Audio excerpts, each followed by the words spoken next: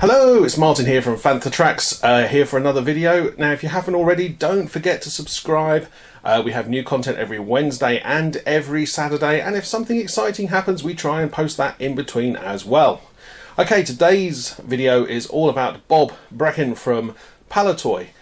This was a presentation done at the Echo Bass live event in Birmingham. A big shout out to the guys at Echo Bass for putting on a great event. Lots of great things to buy. Everyone spent too much money.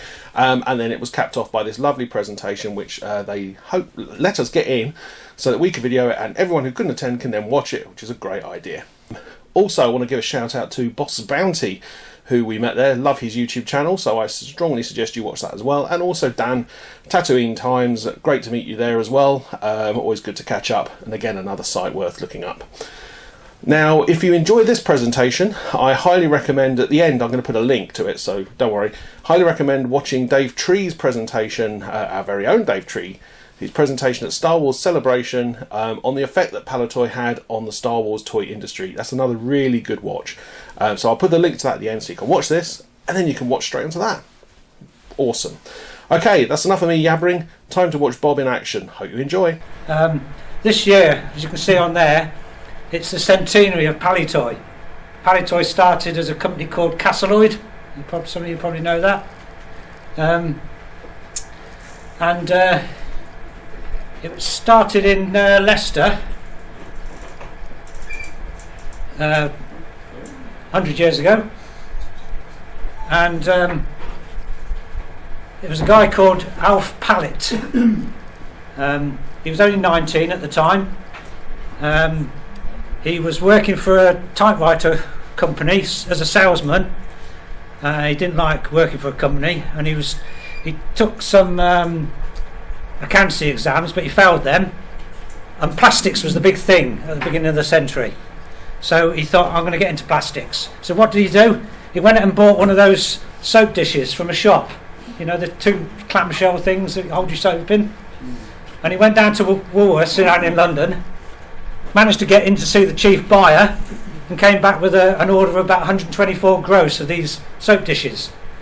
Now, he hadn't done this before, so he had to buy some plastic, and he bought loads of plastic celluloid sheet. He managed to get hold of a plastic expert, or so-called plastic expert, and he had to find a building. And this is very similar to the building that still stands in Leicester on Britannia Street. His building was close by, very similar to that, and it was an old boarding house. So he had to defumigate that. He had to get some presses and some staff and fill it with plastic and presses and staff and start making those soap dishes. And he managed to complete that order. His first toy was a windmill called the Flitter fast windmill, the sort of thing you buy at the seaside now. And those were in the catalogue right through to the 60s. His first doll was a thing called Diddums. And Diddums was these are little characters drawn by this lady called Mabel Lucy Atwell. She was an artist, and she drew these fantastic little creatures, or whatever they were. And he got the license. One of the first sort of character merchandise toys, really. And he produced that doll. So he was a bit of a lad, was old Alf. He was a bit of he used to pick up ideas from anywhere and copy them. And he was at the British Industries Toy Fair, not Toy Fair, the British Industries Fair. It's before Toy Fair started to come along, and they started saying to him, Alf, when are you going to stop copying us? And he said, well, if you want me to stop, you'll have to buy me out. Well, eventually a big company called BXL, British Xylonite Limited. They were a big plastics company. They bought him out. Up to that time, he was coming up with ideas, making toys, or pinching ideas and making toys. And he was using the money he was making from those toys to sort of make the next toy. He had no capital behind him, really. This company had a lot of capital, so they built in this brand new factory, which was on Abbey Lane in Leicester, and that's the original aerial view of it. And they were doing quite well during the 30s. What's the next slide? Oh yeah, they've done so well. They thought this toy range that they were building up had to have a name. Now his name was Pallet, so they thought Palitoy. But it took them years. It took them 2 years, I think it was, to get that name registered, because there's a village in India called Pali, and they had to check out whether there was a toy company over in India, in Pali. So they managed to get this name. They called it the Palitoy Playthings. During the 30s, or towards the late 30s, the press used to call Castleloyd the House of Constant Progress, and that was because of, as it says on there, all the variety of products. They weren't just making toys, of course, they were making other industrial type plastic products, but they wanted that name Palitoy for the brand of toys. So they were the House of Constant Progress. Oh, we're getting bigger now. This is late 30s. They wanted to expand. So where did they expand to? Colville. That's the old Colville Clock Tower. And they bought a building which is still standing on Owen Street in Colville. If anybody went to the May the Toys in Colville, that's just around the corner. You probably saw that building from the other side, which is on the main factory side. So they bought that building and they started making these the Palitoy soft bodied dolls in there. So they had plastic heads, plastic hands, but the bodies were sort of stuffed, soft. And that's the first use of the Palitoy Playthings logo in 1937. Of course, that's where they're making. Look, that's a shot from the catalogue. The Palitoy soft dolls with Plastex heads. Plastex was a material that they developed at Castleloyd, and because the celluloid was a very inflammable material. In fact, the Queen's grandmother, which was Queen Mary, she went to this British Industries Fair and told Alf, "Can't you get rid of celluloid in dolls because it's dangerous? They're bursting into flames," because it was all open coal fires in those days. And he said, "Well, I'll see what I can do." So they went away, and because he had BXL behind him, they developed this material, Plastex, and part of that compound was ground up rabbit bones. And it made the plastic more durable. It could bounce, without breaking, but it wasn't flammable.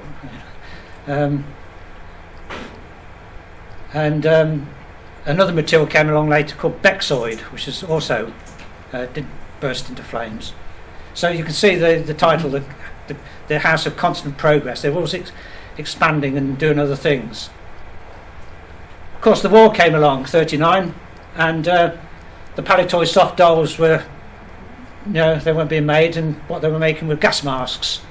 And they also made cockpit covers for aircraft, and a lot of those got out of the factory and into the gardens around Colville as cloches, to grow their plants. After the war, they started developing injection moulding. They imported one of the first injection moulding machines from Germany, which was an industrial injection moulding machine. The first injection moulding machines were developed in the States, but they were very simple machines. The Germans developed them into a production type of machine, and they imported one into the UK and started injection moulding cars and planes. And after the war, now my boss joined Castleloyd in Bill Pugh. You probably know that name. He was design director when I was at Palitoy. He joined them in 1947. He actually commanded a landing craft at D-Day, and he was ex-Navy, but he was working as a exhibition designer in London. They got him up to Castleloyd and to take over product development there. And he and the managing director, which was a chap called Henry Senior, and one or two of the engineers, they went over to America after the war, because the war developed so many different materials and different techniques of moulding and so forth. And they came across a machine which was a blow moulding machine. and all it could do was blow mould little 2-inch diameter bottles. They had an injection moulding machine to make the little screw top go on the top, and they came across this machine, and there was only one this company had, and they said to this company, we want one of those, can you copy it and send it over to England? So they sent over this blow moulding machine, and they started moulding little blow moulded plastic bottles. Of course that developed. If you look at the top, making the Diddins doll, Alf made his Diddins doll by using those yellow bits are the sheets of celluloid. The blue bits is the mould, obviously, and heated steam is forced in between the two sheets. The mould comes together, and the heated steam pushes the plastic into the mould, and you get the doll. The one they got from America is much more modern. So instead of sheets, you've got at the end there's a thing with the red plastic polythene in granule form. Goes into a heater through an extruder that pushes it into a mandrel. It comes out not as sheets, but it comes out like a sausage of plastic coming down. It drops down by gravity. It's called a parison, and then you've got the moulds called either side. When it comes together, automatically the air goes in, blows out, and you've got bottles. So it's much more developed and modern method of blow moulding compared to what Alf was doing with his Diddins doll. Of course, you could. This is what they would. Castleoid. They were more of because they were owned by BXL. They were more of an industrial type of product, and they made lots of these bottles, queasy bottles. These things, they're called. Forgotten what they're called now, but they're big blown things for holding chemicals. They made things like that. But of course, Jif Lemon, that's one of the designs of my boss when he was there. That holds lemon juice. The company came to Castleoid and said, we want a container to hold lemon juice, and that's what he came up with. And of course, it could make dolls. You could blow mould dolls. So it was a good process. But what the big change was when vinyl came in, PVC. They came up with the name petal skin vinyl because the dolls they made by that process was it was in PVC, and it wasn't hard plastic, it was soft plastic, and it felt like skin, so they called it petal skin vinyl. And one of the most famous dolls was Yvonne with rooted hair, because it was soft PVC. They devised a method of stitching nylon filaments into the head. Before that, you had to paint the hair, or you had to make a wig and stick it on, and that was the doll of the century. They had other toys. They had flying toys. The Revocopter was a good toy. It was like an aircraft, but it was also a kite. So if you imagine flying a kite, the wings on the Revocopter would spin round like that and keep it up in the air. And they did sailing things. They went into vinyl, so blow up, made in vinyl sheet and then blown up. And Dan Dare, I don't know if anybody collects Dan Dare stuff, but they were big into Dan Dare. They got the license for a lot of that. So they got a vinyl Dan Dare water jeep there, and a blaster over there, and goggles. Now going back to this building, this is the building that still stands in Colville on Owen Street.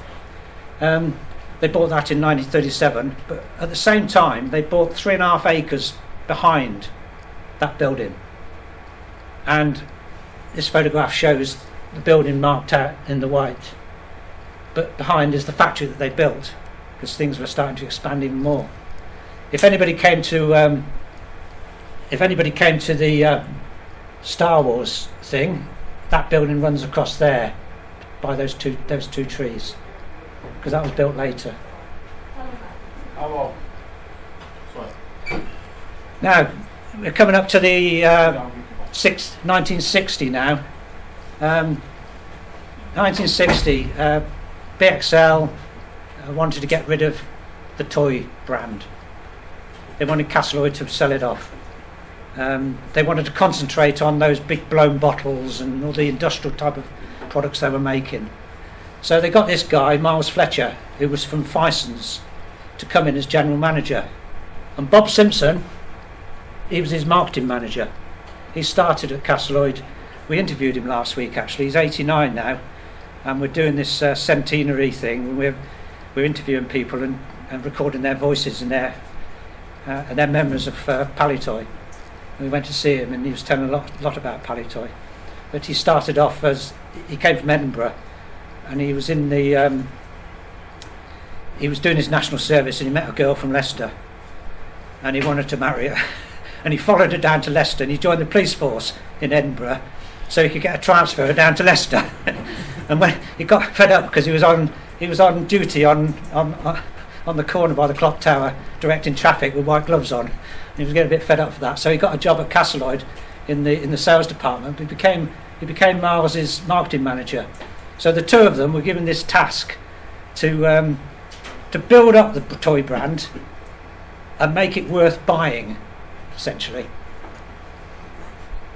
And the first thing he did, there's the catalogue in 62, and there's the catalogue that Bob got designed by the agency in 63. You can see how much more modern it is, and starting to bring in sort of marketing strap lines like good dolls and toys for good girls and boys.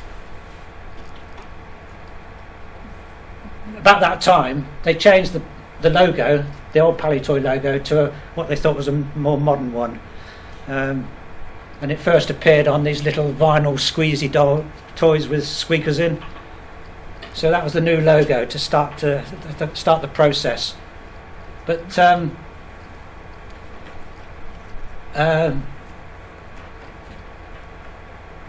General Mills came in and bought the company. Now General Mills, big food producing company in the States, started to get into toys, bought up Kenner. First thing they bought was Rainbow Crafts, which did Play-Doh. Then they bought Kenner and Parker Brothers, of course, and they wanted to get into Europe, so they came up and bought Palitoy in 1968. They went on to, of course, when we were bought by General Mills, we were able to take products from the other companies. So we got Parker Games. We developed Discovery Time, which is a range of toys for preschool kiddies. That was a complete new departure. 75 is where the new logo came in on the catalogue. So that old sort of black, looks like a pair of lips or whatever, went out, and this new one came in, which is the one that you're fully aware of. That same year we built this brand new state-of-the-art warehouse, which what's his name? Got his name. He came to me for information about it. Lawrence Dyer. Lawrence Dyer. His grandfather was the architect of that building, and Lawrence came to me, and I found the original brochure that was produced at the time with all the information on about. It was the highest racking ever, and it had the biggest underfloor heating and all this, that, and the other. That was built in 1975, well before time, and well within budget. Later, when things started to change, it was sold off to Reader Fusion, and it's still standing in Ashby. We did mainline railways. That was done completely from scratch to take on Hornby. Of course, that filled up the warehouse, and of course that warehouse was ready for Star Wars, because when that came in, that went big. Electronic games developed by Kenner. Chips were getting cheaper, so electronic toys were starting to come in. Now going back to Action Man, that's Alf inspecting the troops on the belt, and that's my boss Bill Pugh at the side of him, and that's Harry Trowell, the sales manager, getting the award for the Toy of the Year in 1967. Now that's the year I joined Palitoy, 1967. I went as a young designer, because it had the name Action Man. he wasn't just a soldier like G.I. Joe. G.I. Joe's a soldier. Tommy Gun's a soldier. Action Man can do anything. He's more like a James Bond character. So as well as being a military man, he can go on, he can play sports, he could go on adventures and all sorts. So that was what I was doing when I first joined Palitoy, was developing this sort of sports and adventure theme. But this is my favourites, the Ceremonials. It started off with the Grenadier Guard. Bill Pugh went to Stirling Castle and came back into the office dressed up as an Argyll and Sutherland Highlander, because that's where their regiment is. We both went down to Whitehall to the Household Cavalry and came back with all that gear. This one, the 17th and 21st Lancers, their regimental museum is in Belvoir Castle in Leicestershire. And we were taken around the regimental museum by the Duke of Rutland, no less. And we designed a horse for him and everything. That was my first design of a vehicle, which is a go-kart. And I still got the prototype of that somewhere. That's made in welded up brass, that prototype. But of course he was a soldier, and we started off by taking American vehicles, American tank and American Jeep. But I went to Land Rover at Solihull and got all the drawings and photographs and things for the Land Rover. Same with Elvis, that's made in Coventry by the Elvis company. That's the Scorpion tank up there, and its sister, which is the Spartan.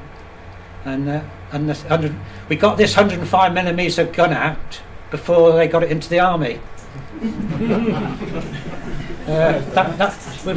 We went down to Woolwich Arsenal because I saw it advertised in the newspaper. I phoned up Woolwich Arsenal and said, "Oh, we'd like to do your gun for Action Man." "Oh, come down. So we went down, we got all that and got it out before them. So this was mainly my job at Palitoy, was doing Action Man. We're coming on to Star Wars shortly, but the thing with Action Man is this: every 3 years a new feature. That kept the brand going. You know, with toys, you get an upwards, you know, as it's popular, and then it levels off, and then it starts to go down. But every 3 years. First year we put realistic hair on, and that was, my boss was watching TV and he was watching Tomorrow's World, and this process came on, Tomorrow's World, and the company was only just down the M1 from us. And the guy came in and he drove up into the car park in a car which was flocked all over in different coloured blues. So the next 3 years later we did the gripping hands. Now that came about because we used to go to the toy fair or the design department and we'd dress the stand with product because we were supposed to be creative people. So we'd dress the stand, and Bill Pugh used to come down, roll up his sleeves and get stuck in with all of us and have a bit of fun. And he's trying to get Action Man to hold his rifle, and he couldn't get it to hold it. And Brian Turner, who's the display manager, said, "We just use a bit of Evo stick, splodge it in, and there it stands." He says, "No, it needs a gripping hand." So when we came back, I sculpted the gripping hand on this hand. So I was looking at my hand and sculpting it. So that was the gripping hand. And both those ideas went over to Hasbro, because Bill phoned up Don Simons, his equivalent over there, said, "You better come and have a look at these ideas." So they did the hair on G.I. Joe, they did the gripping hands, but they called it the Kung Fu grip. And they wanted to come up with something, so they come up with the eagle eyes, which is the little thing at the back that turns his eyes. And all those ideas helped to keep the brand going, up plateau. So marketing were great, that's all marketing stuff, they were able to put it on the box, now with realistic hair, now with gripping hands, etc. But come 77, Star Wars year, Action Man was having a bit of a bad time. The tools were wearing out because it had made millions and millions and millions of tools.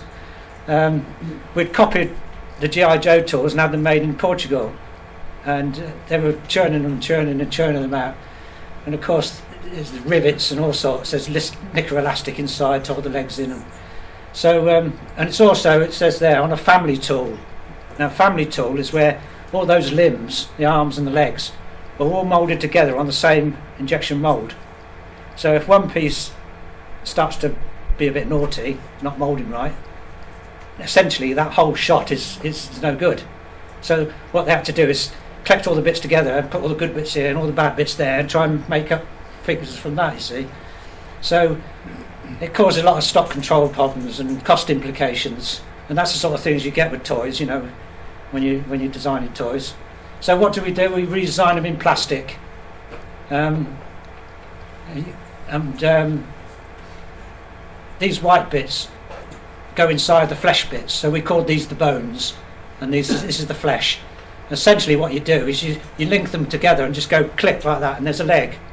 There's no machinery to do it, you can do it by hand. Same with the arms. The only thing that the only bit of machinery wants is a sonic welder to weld the two halves of the thighs together and the two halves of the body together. So that just goes into a sonic welder, comes down, and it's welded. So, of course, marketing like that, because they could call it now with a dynamic physique. So that went on the packaging. So that was 1979. All this, we're still following this thing, you know, the house of constant progress. Really, you know, we're developing things. And of course, he got the toy of the decade in 1980. The first time the toy industry gave that award. But this leads us up to Star Wars. So that was 3 years before, wasn't it? Star Wars film came out. You probably know a lot about the Star Wars history, so I'm not going to bore you with that. But I first learnt about it in about October '77, when my boss Bill Pugh got a letter from Kenner saying send them over. So I went over with Roger Morrison, the guy that just sold those tooling aids for thousands of pounds. So we were sent over to Kenner. That was the letter that Bill Pugh got. At the same time, around about the same time, I went to see a special screening. When was it? October the 16th, Sunday, October the 16th, down in Tottenham Court Road. And I got the best. I got there early. Tried to get the best seat in the house. You know, 2/3 back, right in the middle, sound. And when it came over the spaceship, and it just blew my mind, you know. So we knew what we were going into when we went to Kenner. There's me. That's me in the hotel at Cincinnati. And here's Roger holding the first shots off the TIE fighter. Because when we got there, they were just getting shots off the moulds, and they were testing them out. So you can see that one, and then you can see the fitting it together. Make sure the fits were there. Because when you do this, you often have to go back to the tools and modify them a bit to get them to fit or what have you. There's the X-Wing fighter. Not very good photographs in those days. Unfortunately, I didn't take a photograph of me holding it. So Roger's got a photograph and I haven't. I think that's the tooling aid for the droid factory. And then when we got back, we got a letter from Norma Idler, who was manager of international liaison, to say that that she calls them duplicating aids. That's tooling aids for the land speeder, just been air freighted across to England, and they were going to a company called Hardwick Wood. Now they were our tool makers, so they were going to tool up. They were going to tool up these three vehicles, and they would have been moulded at a company. I can't remember now. It may have been Aldridge Plastics or B Mouldings. They were our main moulders. And of course we changed the land speeder because the hood is it, or bonnet? The hood didn't come up. Did we do any changes on the others? Yeah. So the film came out, when was it? 27th of December 1977 in London. This is January. This is the Palitoy news, which goes out to all the toy retailers to announce Star Wars. What does it say? It says something really good there. I can't read it. So that would go out in January to announce and then the toy fair would come along. There's a shot of the toy fair stand and R2 there, and products all around, and the catalogue, of course, with the Star Wars front to it.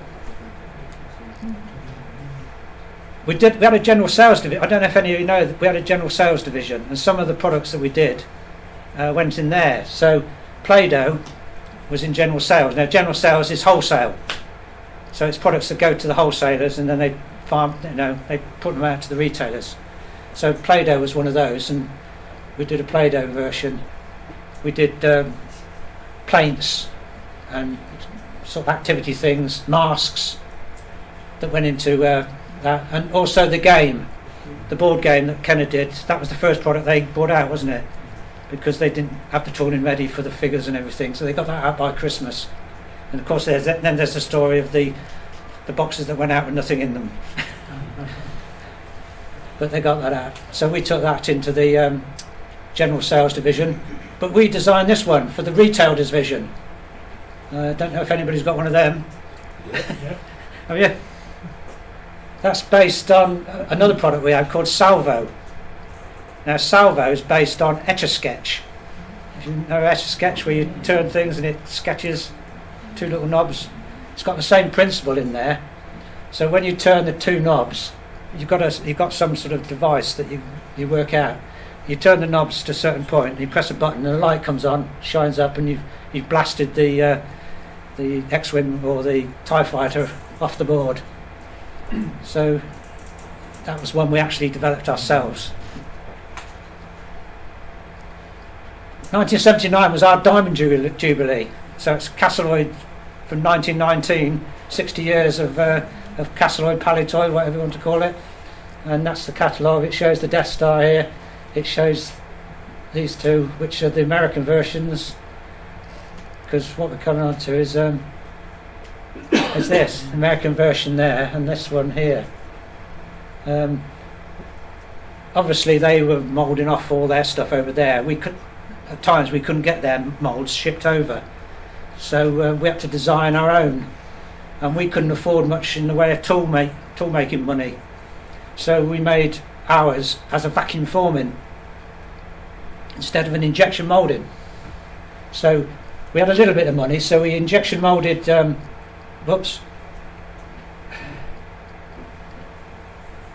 We injection moulded the doorway and this little counter and this little thing, but this bottom piece is a vacuum forming with as you know, it's got a card base to it to sort of give it some sort of rigidity. But what we were able to do, because theirs had the stand thing actually in the you pull a little leader, don't you, and the figure moves. We designed what we called the fighting stand. Are there many of those around? Yeah. That little thing there, two together, and you go like that, and they look like they're sort of fighting. And we thought that was better because it meant you could take that fighting stand anywhere around the play set, whereas the other one was more fixed in that position. That's injection moulding. It's very similar to that blow moulding like I showed you earlier. It's got the hopper with the plastic in, the heater, the screw, and it forces the plastic into the mould, as you know. So whatever the mould is gets filled up with plastic. Injection moulding, you probably use it to make things, do you? That's injection moulding, where you've got a sheet of plastic like Alf did to make his Diddums doll, and a mould sitting on a platen and a heater above. The heater comes down, softens the plastic, and then air is taken out, so there's a vacuum. That plastic will then form around the mould. Of course, what you get is what you get. Injection moulding, you can design all sorts of things, screw bosses, ribs and all sorts. You can't with that, you just get what you see. So it's a very simple way of making something, and you can't. Whereas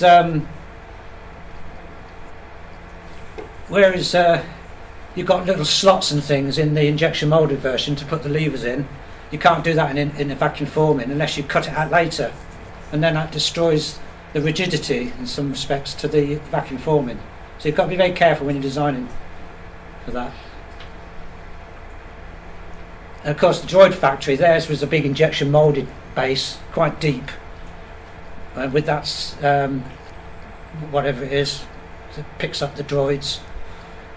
We designed it a lot flatter because with the vacuum forming you can't have big high bits sticking up, because when it forms over the moulding it thins the plastic, so you get very thin bits. So we had to keep it quite low, and we left that gantry thing off.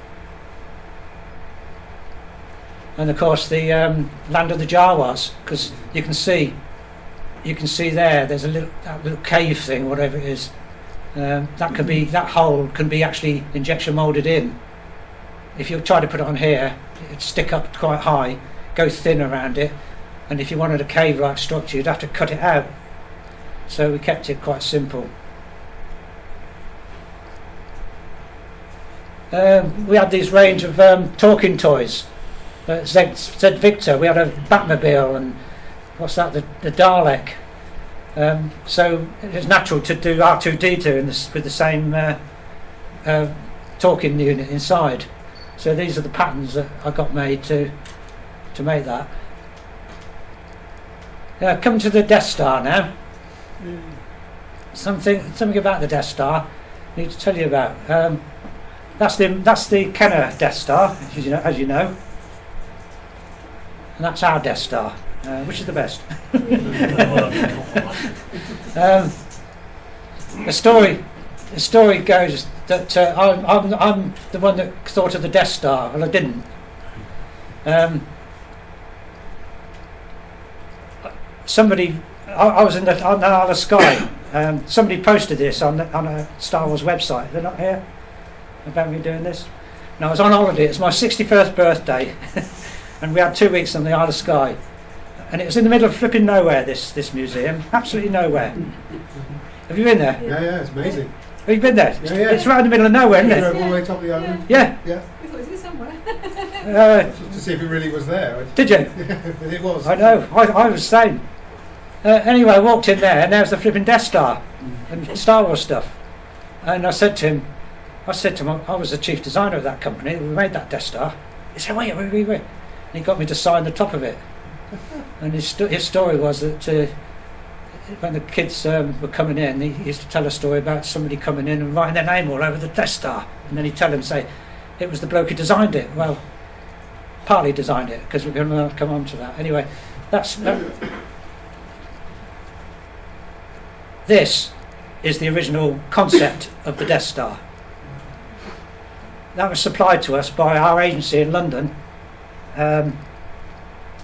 who we went through to get to Fox, right?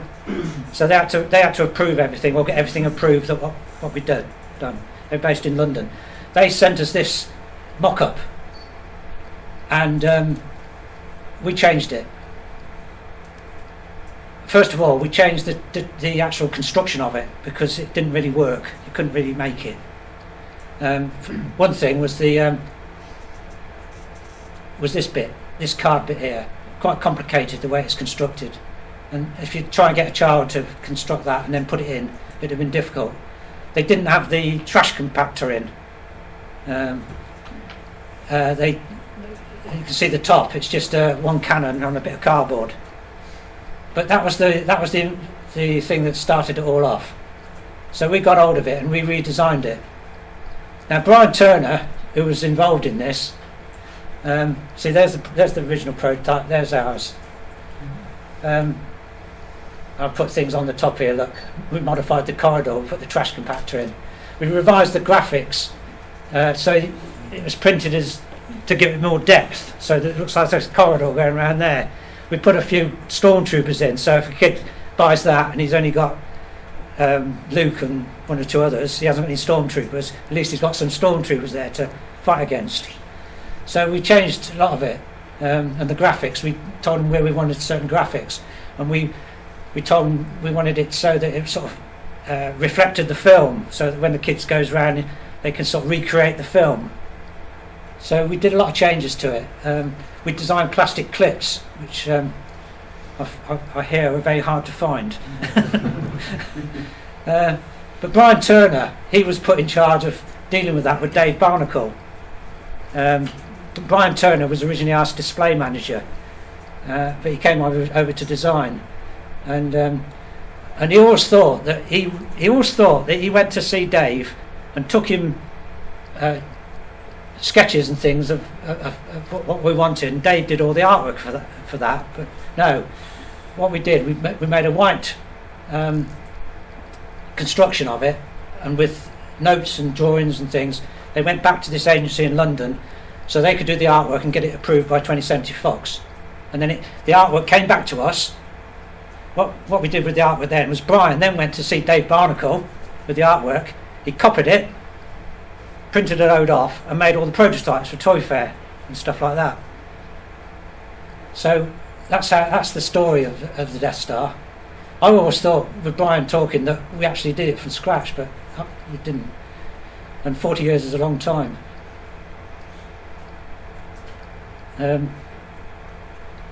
Toy Fair.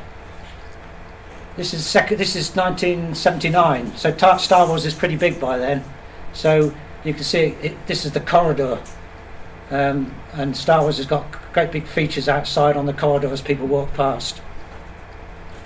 And the display is a lot more Star Warsy.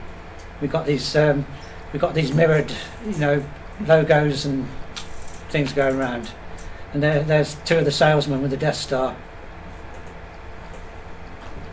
We've got the characters in as well on the Toy Fair, and the kids are in and they're loving that. There's another one. Of course, you can see the Darth Vader TIE Fighter there, which was the second year, wasn't it? Die cast. We went to Fundamentals as well, which made the die cast when we went on our trip to Kenner. Now this is interesting. 1980,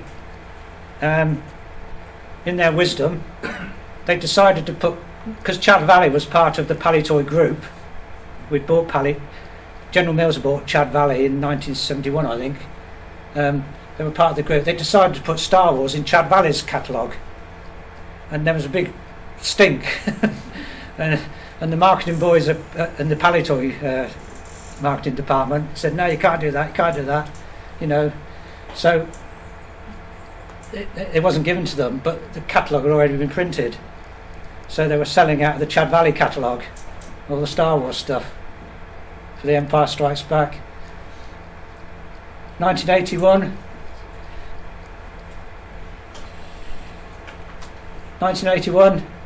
that's Les Cook, who was marketing manager on the right, and that's Bill Barry, who was head of the advertising agency. That's on the toy stand in 1981. Now, whoever came to the Toys R Us, who came? Anybody come in Colville? Yeah, that guy. That's a woman there on the left, but next to him, giving Darth Vader a box, is Jeff Maisie, who gave the talk. You remember he talked about promoting Star Wars by going to Heathrow Airport and seeing Darth Vader and getting the Star Wars toys off him, and they wouldn't let him anywhere near the airfield, but they managed to creep under a fence and get into some rough land, and they got Darth Vader in there, and that was a sort of promotional thing. Darth Vader delivering the next Star Wars toys. The other story he told was about when it started to go more European, because Jeff was he started off as Action Man brand manager, and when Star Wars came out, he went on to Star Wars. But when it went European, he went over to Europe as European marketing manager to promote the Star Wars right throughout Europe.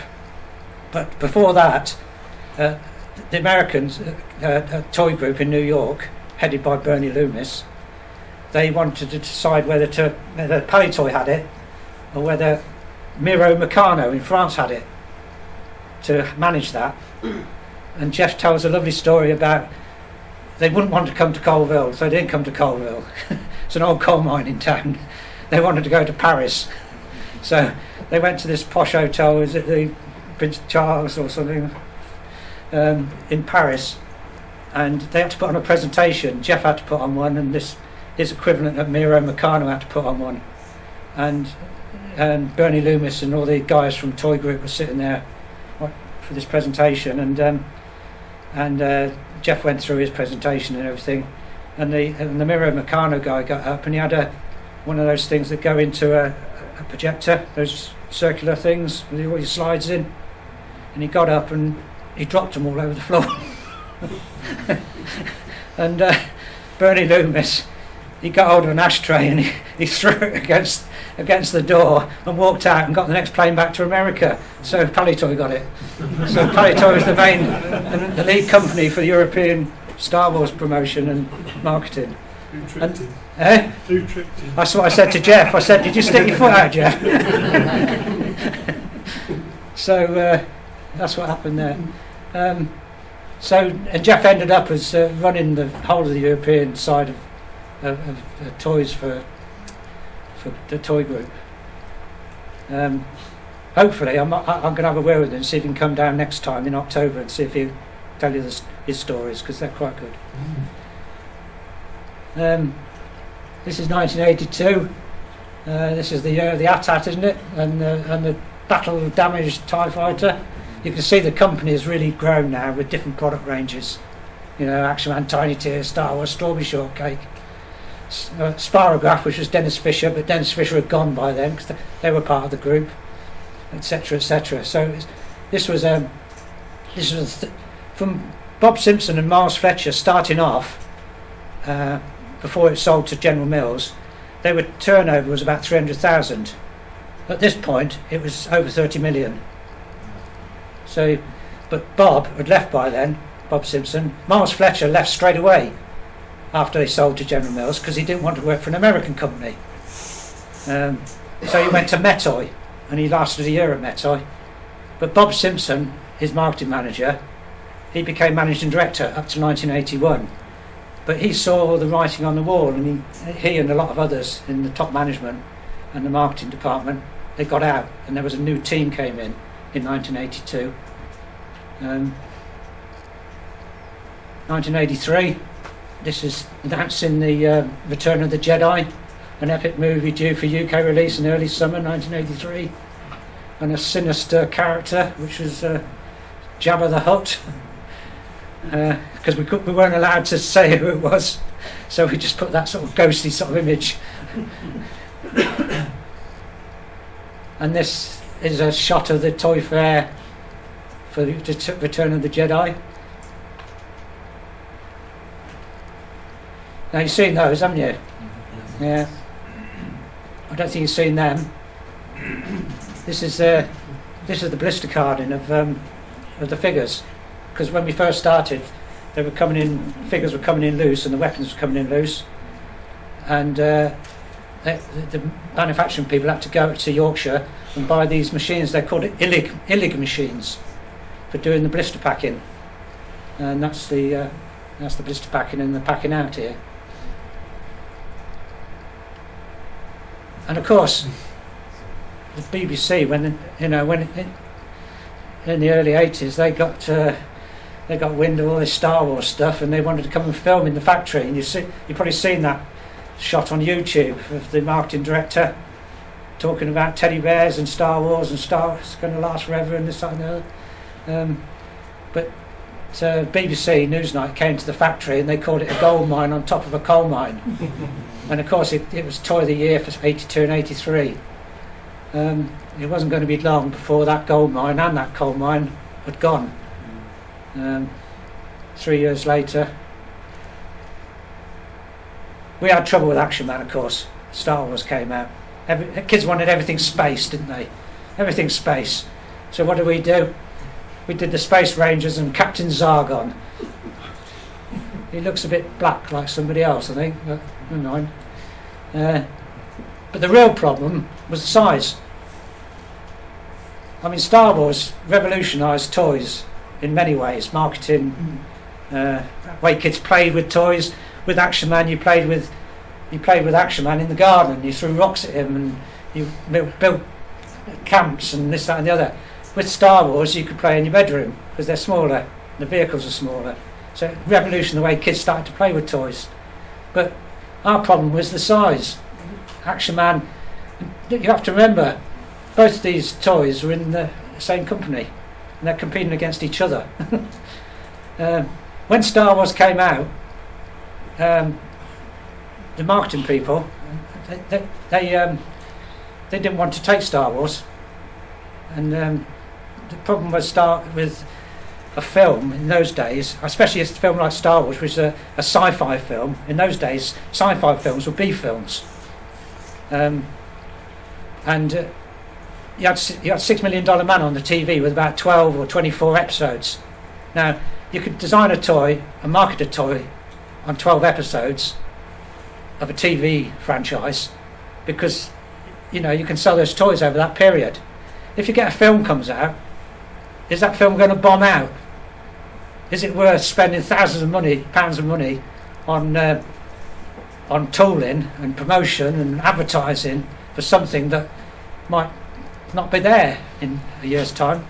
So, I mean, Mattel turned it down. Mego, that did the superheroes, they turned it down. But Bernie Loomis, who used to be at Mattel and came over to Kenner, he was president of Kenner. He could see he went to see the film and he could see toys. He could see toys, and he took a gamble, and he got 20th Century Fox and George Lucas in, said, "We'll do it." Now that was only what, a month before the film came out. So it takes at least a year to develop injection moulding tooling and get it all worked out and everything. So that was the reason why he sold those empty boxes at Christmas. But we were having the same problem with Action Man. He was getting a bit of a kicking by this little guy. So what did we do? We scaled him down, made him Action Force. And those figures are the 12 best-selling Action Man outfits. That's what we were briefed to do by marketing. And then we designed an HQ very similar to the Death Star. We designed vehicles which are more modern, which was a bit strange because they wanted to copy Action Man in his outfits, but they didn't want the Scorpion tank or the Land Rover. They wanted some different vehicles, so we designed these different vehicles, which was a good thing because when the marketing people and Bob Simpson and that left in 81 or the end of 81, this new lot came in. They wanted to change this, and they wanted us to design a more fantasy thing, in keeping with what was happening with Star Wars and other things like what's the other one, He-Man, and all this fantasy stuff. So we weren't allowed any money to develop anything really. We had to use what we got. So all the figures were just sort of missed. A leg was taken off and put on this character, and an arm was taken off with this character, and a different head on this character, resprayed, and we came up with 5 teams. The Red Shadows were the baddies, and 4 Action Force teams, which were the Z Force, which is the Army team, the SAS, the Covert team, the Underwater team, and the Space team. And that's how Action Force went. And of course, eventually it sort of morphed into G.I. Joe, became G.I. Joe. We tried to save Action Man in 83 to show at the Toy Fair in 84, and we designed these vehicles on the left. We got a company in to do that, and they're fantastic designs, but we just didn't have any money, and New York Toy Group wouldn't give us the money to do it, so we had to scrap them. So we tried using what we got in the middle, which was existing Action Man, the helicopter and so forth, and redesigned the uniforms, and we put that in the Toy Fair in 84. Came back from Toy Fair, and Action Man, they said Action Man's going.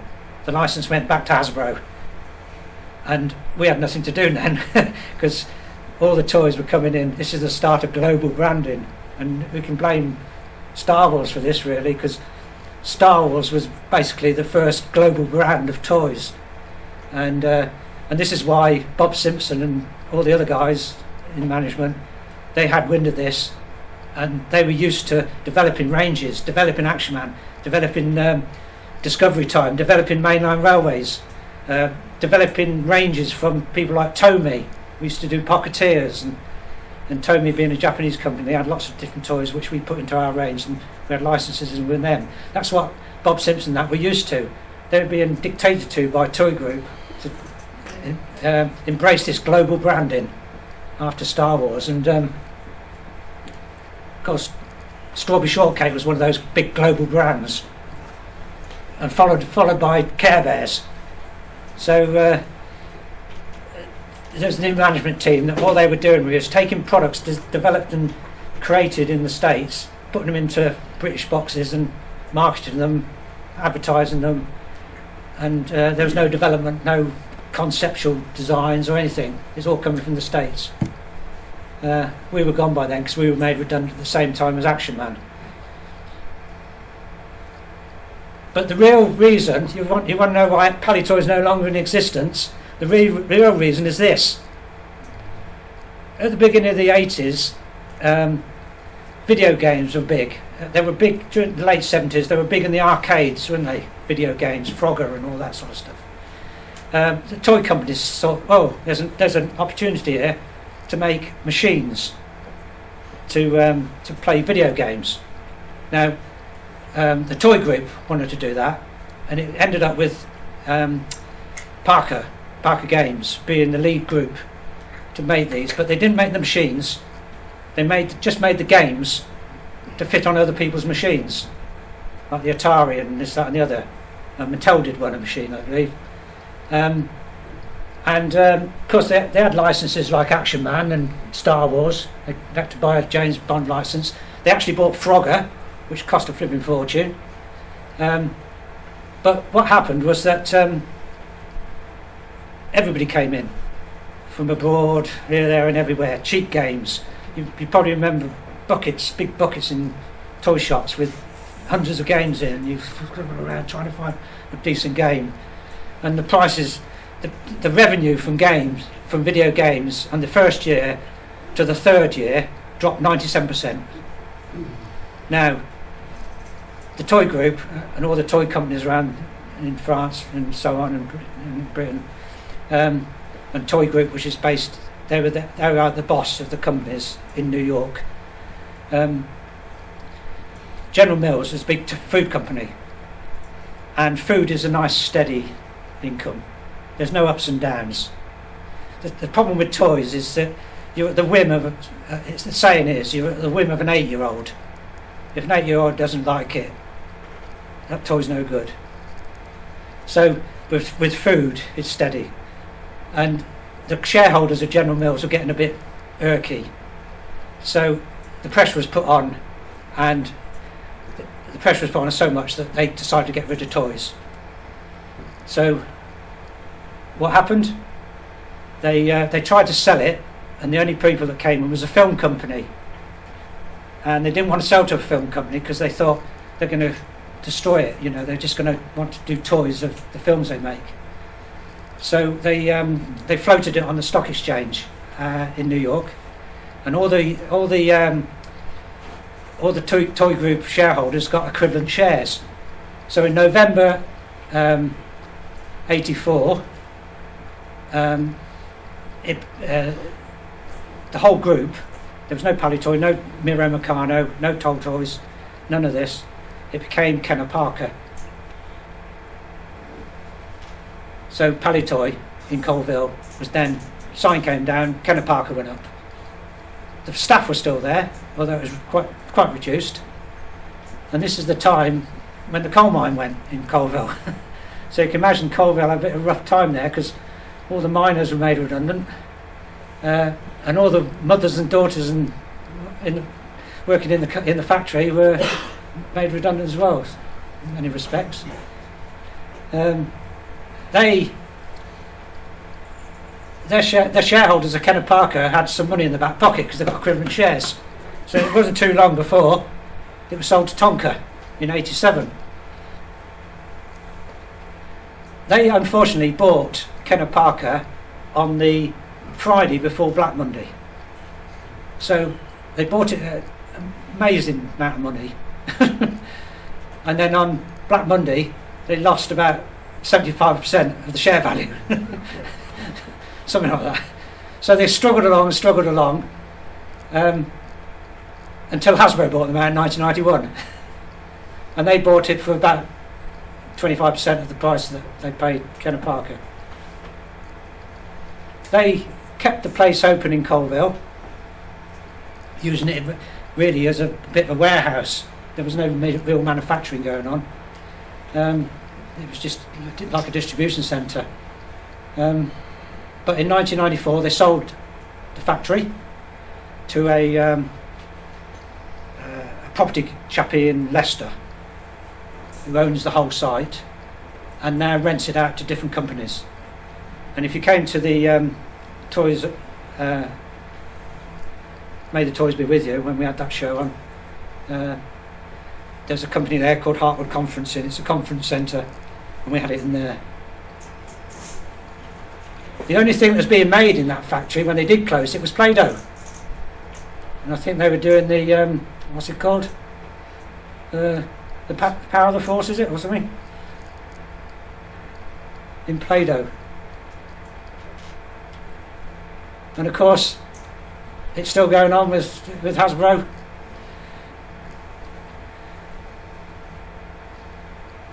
We've not let the Palitoy name die in Colville.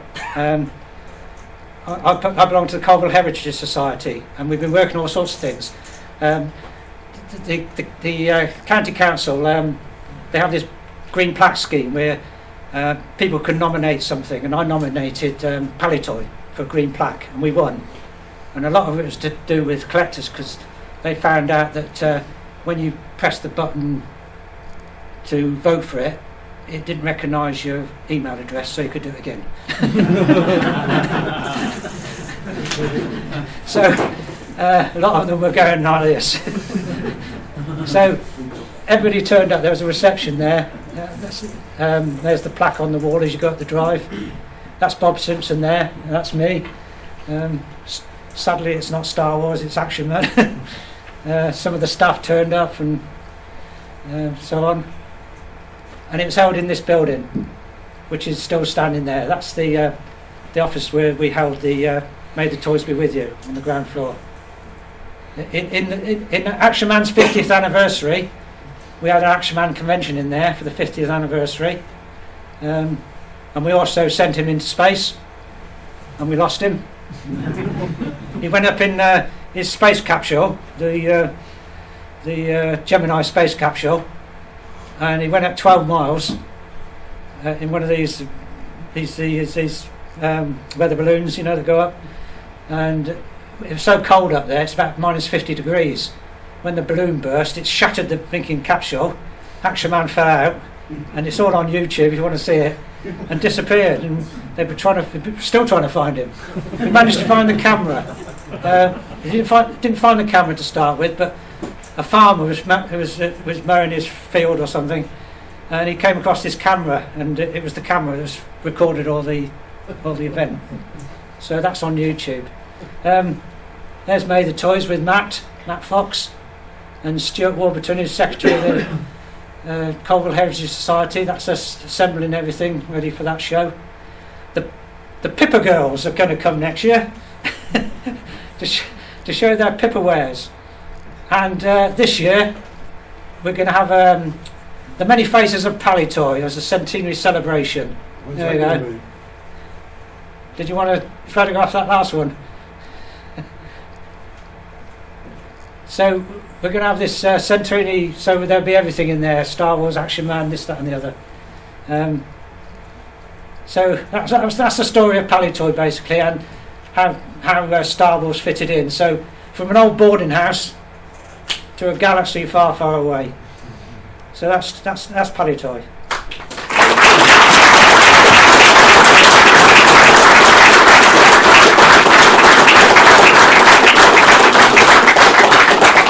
I'll take some questions, but I won't be able to answer them.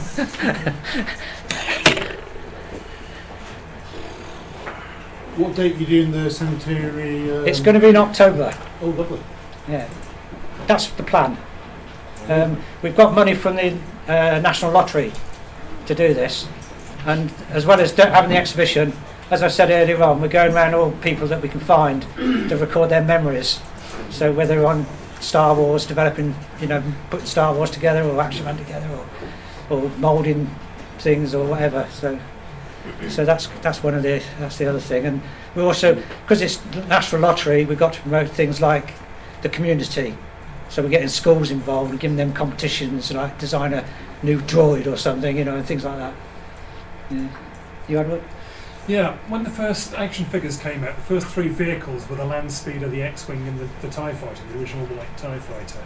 Palitoy did their own versions of the X-Wing and the land speeder in their own branded boxes, but the TIE Fighter was released in the Kenner box with a Palitoy sticker and Palitoy instruction. I wonder why Palitoy never did a box for the TIE Fighter. When Jeff comes, ask him next time. He's marketing. I don't know. There's certain things that could have happened. Perhaps we didn't tool up for that, and perhaps we got them sent in from the States and put a sticker on. Maybe, I don't know. But I was always under the impression that we got the tooling aids for all those. No, we did make the TIE Fighter, because I remember John Holmes, who's a production engineer, telling me about that, because he had the whole manifesto of how to do it, how to put it together. Yeah. So I don't know. Strange one, that. The instructions that come with all the toys, I'm just wondering who did them and what stage do they get done? Before the toy's made, after the toy's made, in conjunction? Because they're quite comprehensive, aren't they, the instruction manuals and all the illustrations? Yeah. Well, we'd take the Kenner ones and adapt them to Palitoy, I should think. So that we'd have sent them over to Dave Barnacle and say, mate, it's Palitoy. Because I had to upset. Is Mark here? Mark, the little Death Star? He says on there that Dave Barnacle was the art director at Palitoy. Well, he wasn't. He had his own company, but he did most of our artwork for toys. He was big on Action Man. He did all the illustrations for Action Man, and he did all the artwork for Star Wars Palitoy boxes. But the artwork people did the instructions, because you did your own Death Star, didn't you? So. Well, yeah, we'd have to do that. So, I can't remember now. No, just. I probably sat down and sketched it out, and then got Dave to do the final artwork. Right. Yeah. It's a long time ago. Yes. Yes. Thank you. Well, I hope. What's one over there? Something a bit more current. What are your thoughts and how surprised were you at the results of last week's auction? I was aghast, really. I know it would go for some big money, but they all. I mean, Vectors must have felt the same, because they put in very low prices, don't they, on their stuff, and they go for a lot, don't they? Because they put in 6,000 to 12,000, didn't they? Yeah. As a sort of figure, and that went to 30 odd thousand. That one of them. I don't think they had any idea what they were going to do. No. And that's why the valuation went in where it went in. I'm sure Roger was very happy. Yeah. Do you have any particular fond memories of working with Star Wars when you were at Palitoy? Did you realise at the time the long-lasting impact? Well, it's interesting to say about long-lasting. Everybody, when we first got it, as I said, Action Man was our big brand, the Palitoy brand, and they were a bit nervous of taking it. But I think when the Americans came over and Bernie Loomis came over to with Bob Simpson and the marketing people to talk about it, they didn't want to put it, as I said, they didn't want to put it in the Palitoy range. They wanted to put it in Dennis Fisher range. Dennis Fisher had $6 Million Man from Kenner, and they were just about to take the Man from Atlantis, and they didn't want it because that problem, if the film bombs out, you're stuck with the toys. But Bernie Loomis said to Bob Simpson, Action Man's a very good seller, he says, very good seller, going on for a good long while. He says, Star Wars will go on for 40 years. He says, you've got to put it in the Palitoy range. And that's what happened. And he was right. It's going to go on forever, isn't it? Yeah. Well, has anybody got any records of kind of the amount of figures that went through Palitoy factory? I don't know. No. There must. When the Palitoy came to Kenner Parker, everything. By the design department, when we left, whatever records we had, we were told whatever's in the ear is going to go in the tip. So we just took things, and things went. You know. I managed to get out with all the prototypes of Action Force, the little figures. See those on Vectors next time then? I have sold some on Vectors, yeah. My best so far is 2,900. And I've got the prototype of the Robo Skull. I don't know if you know Robo Skull. Big resin skull that flies around. It's made of resin, and yeah, I've kept that. So, but as regards numbers, I don't know. I don't know if anybody know that.